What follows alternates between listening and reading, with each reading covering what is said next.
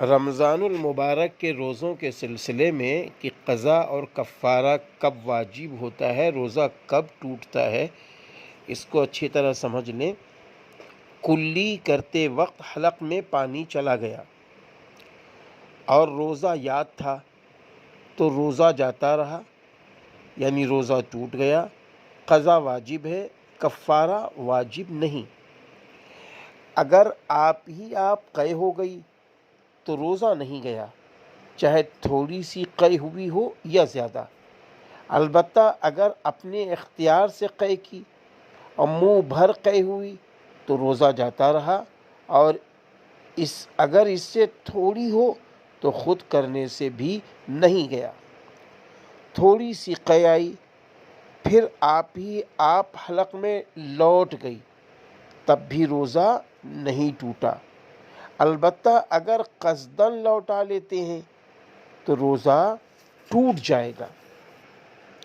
اسی طرح یہ بھی سمجھ لیں، منہ سے خون نکلتا ہے، اس کو تھوک کے ساتھ نگل گئے تو روزہ ٹوٹ گیا۔ البتہ اگر خون تھوک سے کم ہو اور خون کا مزہ حلق میں معلوم نہ ہو تو روزہ نہیں ٹوٹا۔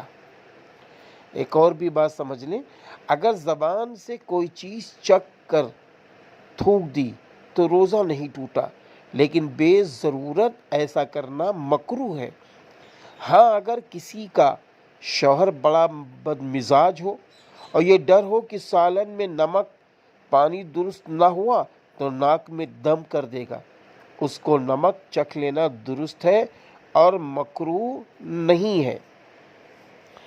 ایک اور بھی مسئلہ سمجھ لیں، کسی نے بھولے سے کچھ کھا لیا اور یہ سمجھا کہ میرا روزہ ٹوٹ گیا، اس وجہ سے پھر قصداً کچھ کھا لیا تو اب روزہ جاتا رہا، فقط قضا واجب ہے، کفارہ واجب نہیں۔